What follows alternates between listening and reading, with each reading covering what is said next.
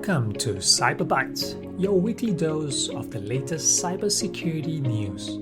I'm your host, Edwin Kwan, and we've got a packed episode today. We'll be diving into 5 major stories that are shaping the cybersecurity landscape.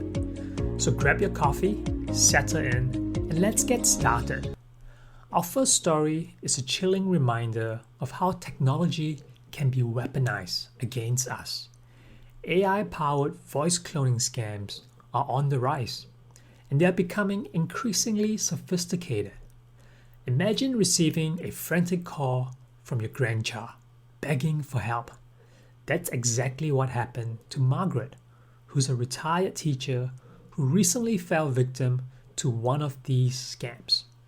The voice on the other end sounded exactly like her grandson, but it was actually an AI-generated clone created by cybercriminals. These scams are exploiting the emotional bonds between family members, using urgency and fear to bypass our usual skepticism.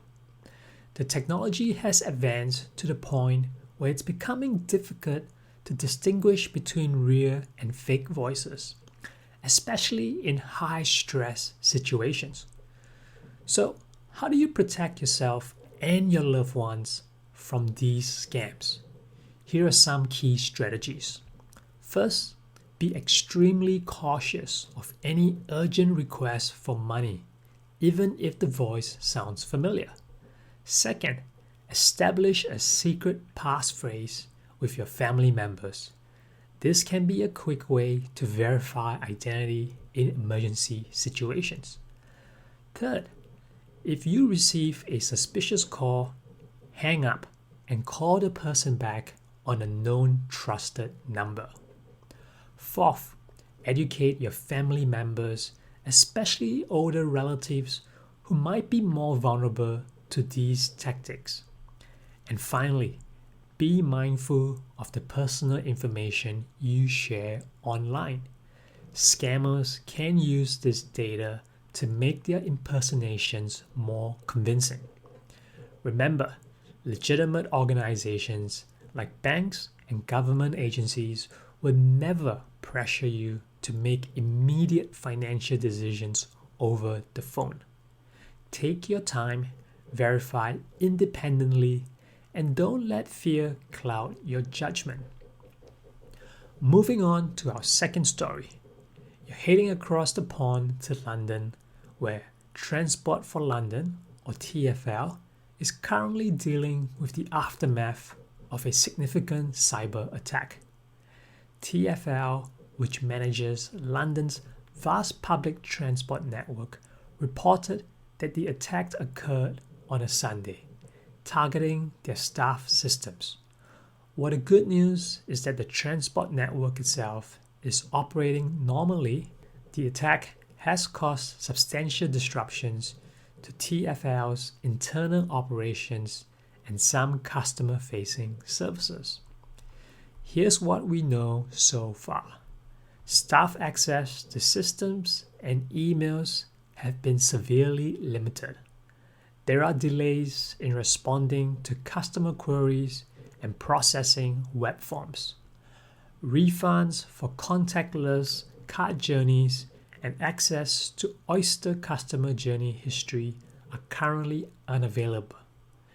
Some online platforms and live travel data services have also been affected.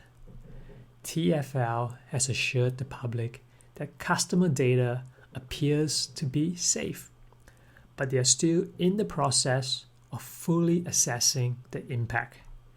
They've notified relevant government agencies and are working diligently to restore full functionality. This incident serves as a stark reminder of the vulnerability of our critical infrastructure to cyber threats. It highlights the need for robust cybersecurity measures and incident response plans, especially for organizations that provide essential public services. For Londoners and visitors to the city, the key takeaway is to expect some delays in customer service and to be patient as TfL works to resolve the issue. If you are planning to travel in London, it's a good idea to check their website or app for the most up-to-date information on services. Our next story is a warning for developers everywhere. A new report from cloud security firm Orca has uncovered a concerning trend: typosquatting attacks targeting GitHub actions. For those unfamiliar with the term, typosquatting is a technique where attackers create names that closely resemble legitimate ones, hoping users will make a typo and unknowingly visit a malicious site, or in this case, run malicious code. Here's how it works in the context of GitHub actions. Attackers create fake GitHub actions with names very similar to popular legitimate actions. If a developer accidentally misspells an action names in their workflow, they'll unknowingly run the malicious code instead of the intended action. The malicious code could potentially steal sensitive information, tamper with code, or even introduce backdoors into projects. The researchers found nearly 200 public GitHub repositories that likely fell victim to these attacks. But here's the really scary part. Because of the nature of software supply chain, a single compromised project could potentially impact numerous downstream customers. To protect yourself and your projects from these attacks, here are some best practices. Always double-check action names before integrating them into your workflow. Pay close attention to the GitHub organization and the exact spelling of the action name. Stick to established and trusted sources for your GitHub actions, and regularly scan your CI/CD workflows for potential typosquatting vulnerabilities. Consider implementing automated checks to flag any action that don't come from a pre-approved list of trusted sources. This type of attack underscores the importance of vigilance in the software development process. As a researcher at Orca Security pointed out, the potential impact on private repositories is especially concerning as security breaches might go undetected. Our fourth story takes us into the world of Python package management. Researchers at JFrog have uncovered a new supply chain attack technique targeting the Python package index, or PyPI, dubbed Reviver Hijack. This attack exploits a vulnerability in how PyPI handles removed packages. Here's the breakdown. When a package is removed from PyPI, it becomes available for anyone to re-register. Attackers can create a malicious version of a removed package with a higher version number. Unsuspecting developers who use commands like pip install -- upgrade may unknowingly install these malicious packages.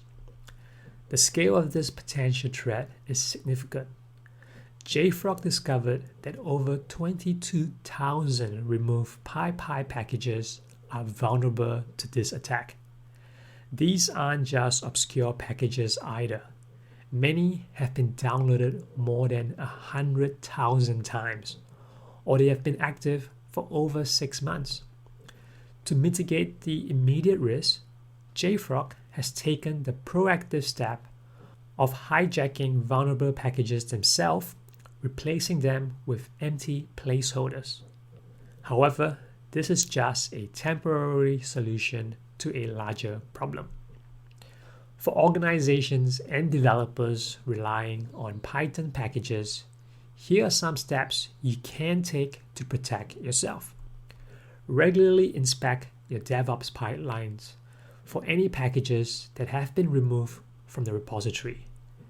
implement strict version pinning in your dependencies to avoid automatically upgrading to potentially malicious versions. Consider using tools that can scan your dependencies for known vulnerabilities or suspicious behavior. And stay informed about security advisories and best practices in the Python community. This attack technique demonstrates the growing sophistication of supply chain attacks and the need for increased vigilance in software development and deployment processes. Our final story today focuses on a significant initiative from the White House aimed at strengthening the security of Internet routing. The Office of the National Cyber Director, or ONCD, has released a roadmap to enhance the security of the Border Gateway Protocol, or BGP. Now, if you're not familiar with BGP, it's essentially the GPS of the Internet, determining how data packets are routed from one network to another. The problem is, BGP was designed in a time when the Internet was much smaller and security wasn't a primary concern. As a result, it lacks robust security features, making it vulnerable to attacks like route hijacking, which can disrupt services and potentially compromise data. The White House's plan focuses on promoting the adoption of cryptographic authentication schemes, particularly Resource Public Key Infrastructure, or RPKI. RPKI can verify the authenticity of routing announcements, preventing unauthorized manipulations of Internet traffic. However, the adoption of RPKI, especially in the United States, has been slow. The ONCD's roadmap aims to accelerate this adoption in both the public and private sector. In parallel with this initiative, the Federal Communications Commission, or FCC, has also taken steps to address BGP security. They've mandated that Internet service providers develop risk management plans and publish quarterly reports on their BGP security measures. While these might sound like abstract technical measures, their impact could be significant. By strengthening BGP security, we can improve the overall resilience and security of the Internet. This is crucial for protecting against cyber threats and ensuring the reliable functioning of the countless online services we depend on daily. For the average Internet user, you might not notice any immediate change, but in the long run, these measures could lead to a more stable and secure online experience, with fewer service disruptions and reduced risk of your data being misdirected or intercepted. And that brings us to the end of this week's Cyber Bites. As always, the world of cybersecurity is dynamic and ever-changing. Whether you're a developer, a business owner, or just someone who uses the internet, let's face it, that's all of us. Staying informed about these issues is critical. Remember to always prioritize your digital security. Use strong, unique passwords. Keep your software updated. And think twice before clicking on links or downloading attachments. Small steps can make a big difference in protecting yourself online. I'm Edwin Kwan, and I'll be back next time with more cybersecurity news and insights. Until then, stay safe and stay cyber aware.